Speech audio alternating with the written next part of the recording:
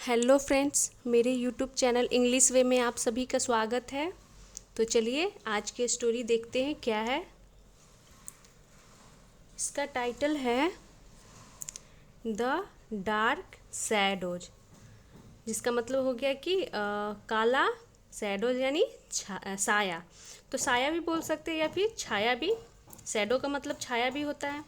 तो ये एक हॉरर स्टोरी है, तो इसका सही क्या मतलब होगा? द डार्क शैडोज यानी कि काला साया। तो चलिए देखते हैं क्या है स्टोरी।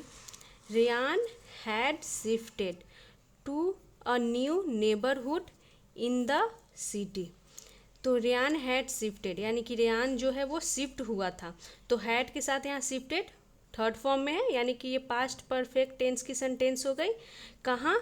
तो to a new neighbourhood in the city, यानी कि शहर में जो नेबरहुड का मतलब यहाँ पे ये है कि पड़ोसी शहर में नहीं, मतलब उसी शहर के नए इलाके में, नए क्षेत्र में, वो उसी शहर के नए इलाके या क्षेत्र में वो शिफ्ट हुआ था। ये हो गया। There was a beautiful red brick bungalow across the street.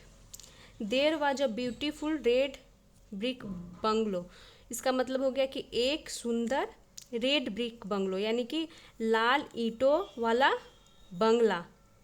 Across the street यानी कि सड़क, स्ट्रीट का मतलब हो गया सड़क, सड़क के उस पार थी। वाज या पास्ट को दिखा रहा है। देयर यहाँ इंट्रोडक्टिव वर्ड हो गया सेंटेंस को पूरा करने के लिए सिर्फ यूज किया गया है। तो पूरा का मतलब हो गया कि सड़क के उस पार लाल ईंटों वाला एक क्या था? सुंदर बंगलो था, यानी बंगला। Don't go there, the bungalow is haunted by evil spirits. Don't go there यानी कि वहाँ मत जाओ। द बंगलो यानी कि वो जो बंगला है इज हॉन्टेड, हॉन्टेड का मतलब हो गया भूतहा। तो वहाँ मत जाओ, वह जो बंगला है वो भूतहा है। बाय इविल स्पिरिट्स यानी कि इविल का मतलब हो गया कि बुरी आत्माओं से। बाय इविल स्पिरिट्स यानी बुरी आत्माओं से। तो कहने का ये मतलब हुआ कि जो वो बंगला है वो हॉन्टेड है, उसमें बुरी आत्माएं रहती हैं। वो जो बंगलो है वो उसमें भूतों का और ये साया है, बुरी आत्माएं रहती है। ये हो गया। हॉन्टेड का मतलब तो वही हुआ। Warned his new friends, warned यानी चेतावनी दी। कौन? तो हिज न्यू फ्रेंड्स, उसके नए दोस्तों ने। तो जो वो नए जगह शिफ्ट हुआ था तो इसीलिए उसके जो नए दोस्त थे उन्होंने चेतावनी दी। किसे? तो रियान को। और यहाँ पे वार्न्ड सेकंड फॉर्म के रूप में है। On a dark stormy evening Riyan saw a little boy moving out to him from the bungalow. On a dark stormy evening, इसका मतलब हो गया कि एक अंधेरी तूफानी शाम को। रियान सॉ, रियान ने देखा, सी की सेकेंड फॉर्म हो गई सॉ। क्या देखा? तो अ लिटिल बॉय, एक छोटे से लड़के को। Waving out to him, waving out का मतलब ये हो गया कि उसने एक छोटे से लड़के को देखा। वेविंग आउट यानी बाहर की ओर हाथ हिलाते हुए। टू हिम यानी उसकी ओर। फ्रॉम द बंगलो यानी कि बंगलो से। तो वेविंग आउट ये दिखा रहा है कि मतलब वो लड़का था, वो बंगलो से हाथ हिलाकर वो मतलब उसका, रियान का ध्यान अपनी ओर केंद्रित कर रहा था। आउट ऑफ क्यूरियोसिटी, इसका मतलब हो गया कि जिज्ञासावश, या फिर बोल सकते हैं जिज्ञासा के कारण, उत्सुकतावश, या फिर बोल सकते हैं जिज्ञासा के कारण। ही वेंट, वह गया। टू मीट यानी मिलने के लिए। द बॉय, उस लड़के से। तो उस बंगलो में उसे क्या दिखा? एक लड़का था जो उसका वो हाथ हिलाकर इशारा कर रहा था। तो वो जो रियान था वो जिज्ञासा हुई उसे मिलने की। टू मीट यानी मिलने के लिए। द बॉय यानी उस लड़के से।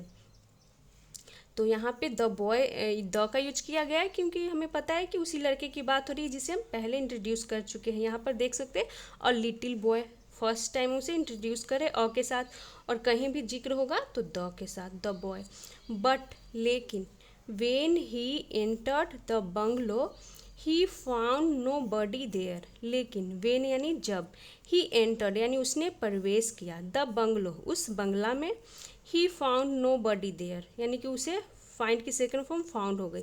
नो बडी यानी कोई भी नहीं मिला, देयर यानी वहाँ। तो यहाँ देयर प्लेस को दिखा रहा है। एडवर्ब हो गया, एडवर्ब ऑफ प्लेस। यानी कि वहाँ पर उसे कोई भी नहीं मिला। Riyan heard soft whispers behind his back. तो रियान ने सुनी, क्या सुनी, तो सॉफ्ट विस्पर्स यानी कि धीमी फुसफुसाहट। विस्पर मतलब होता है धीमे धीमे बोलना, फुसफुसा कर। तो उसने सॉफ्ट विस्पर्स यानी धीमी फुसफुसाहट सुनी बिहाइंड हिज बैक यानी कि अपने पीछे से। तो जब वो खड़ा था तो उसने अपने पीछे से धीमी सी फुसफुसाहट सुनी। When he turned around, he was scared stiff to watch three black shadows moving on the wall. तो यहाँ हो गया when he turned around, जब वह turned around यानी वो मुड़ा, पीछे की ओर घूमा। he was scared stiff, तो यहाँ पर scared के साथ stiff ये दिखा रहा है कि वो बुरी तरीके से डर गया, यानी कि डर करके होता है ना कि अचानक से एकदम रुक जाना, चुपचाप हो जाना। तो उसी तरह यहाँ पे स्केर्ड स्टिफ दिखा रहा है कि वो मतलब बहुत ज़्यादा डर जाता है। टू वॉच यानी देख करके, थ्री ब्लैक शैडोज यानी कि तीन काले परछाइयों को, मूविंग यानी चलते हुए, ऑन द वॉल यानी दीवार पे। तो वो क्या देखता है कि तीन जो परछाइयाँ हैं वो दीवार पे चल रही थी, जिसे देखकर वो बहुत ही ज़्यादा डर जाता है। He rushed to the door to escape। He rushed यानी कि वो दौड़ा, यहाँ पे सेकेंड वर्ब के रूप में ही प्रोनाउन हो गया जो कि रियान के लिए यूज किया गया। कहाँ गया वो, तो टू प्रीपोजिशन है, ये दिखा रहा है कि वो उसने दरवाजे की ओर गया। टू escape किस लिए, तो बचने के लिए। बट लेकिन, it was locked, but it was locked यानी जो डोर था वो क्या था, लॉक्ड था यानी वो बंद था। The shadows gradually jumped out of the wall, यानी जो शैडोज थी वो ग्रेजुअली, ग्रेजुअली का मतलब हो गया धीरे धीरे, जम्प्ड आउट यानी कि वो बाहर कूद गई, ऑफ द वॉल यानी दीवार से। Only to be transformed into witches, only, तो ओनली का यहाँ मतलब हो गया कि तो फिर, या फिर और, इसका मतलब हो गया और फिर।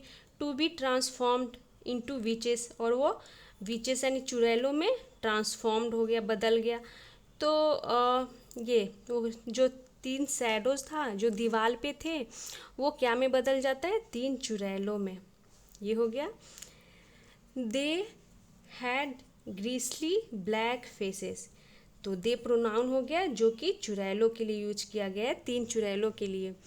दे हैड ग्रीसली ब्लैक फेसेस यानी जो उसके फेस थे वो ग्रीसली यानी कि भयानक काले चेहरे थे। हैड या पोजेशन को दिखाता है, पास्ट के लिए यूज किया जाता है कि उसके जो उनके जो चुड़ैल थी उनके जो चेहरे थे वो कैसे थे, तो भयानक काले रंग के थे। रेड आइज यानी कि लाल आँखें, एंड शार्प टीथ और तेज दांत, एंड वोर वाइट कैप्स, और वोर यानी कि पहन रखी थी, वाइट कैप्स सफ़ेद टोपियाँ। वन ऑफ द विचेस यानी कि चुड़ैलों में से एक, तो विच का मतलब होता है चुड़ैल या फिर जादूगरनी। तो यहाँ पर देख सकते हैं ये तीन चुड़ैल हैं और ये रियान है, और इनकी आंखें लाल है, इनकी दांत जो है तेज है, और ये वाइट कलर की टोपियाँ पहन रखी हैं। तो वन ऑफ द विचेस इसका मतलब हो गया कि चुड़ैलों में से एक, jumped at Riyan to grab him by the collar, तो चुड़ैलों में से एक ने झपटा या फिर यहाँ पे जंप का मतलब हो गया हमला किया, एट रियान यानी कि रियान पे, टू ग्रैब यानी पकड़ने के लिए, हिम यानी उसे, बाय द कॉलर यानी कि चुड़ैलों में से एक ने उस पर झपटा उसका कॉलर पकड़ने के लिए, यानी कॉलर या गला पकड़ने के लिए, ऐसे मतलब कि वो झपटा। बट लेकिन, Riyan gathered courage and manage to flee from the window, लेकिन रियान गैदर्ड यानी इकट्ठा किया, करेज यानी हिम्मत, साहस, एंड मैनेज्ड और वो सफल रहा, मैनेज यानी सफल रहा, टू फ्ली यानी भागने में, फ्रॉम द विंडो यानी खिड़की से। तो वो जो होता है रियान वो अपना हिम्मत जुटाता है और खिड़की से भागता है, क्योंकि दरवाज़ा तो बंद था, तो वो किसी भी तरह से हिम्मत जुटा करके खिड़की से भाग जाता है। तो ये थी आज की short story the dark shadows. तो इसी टाइप की मैं वीडियोज़ लाती रहती हूँ, तो मेरे चैनल को सब्सक्राइब करें, वीडियो को लाइक करें अगर वीडियो आपको अच्छी लगती हो। Thanks for watching.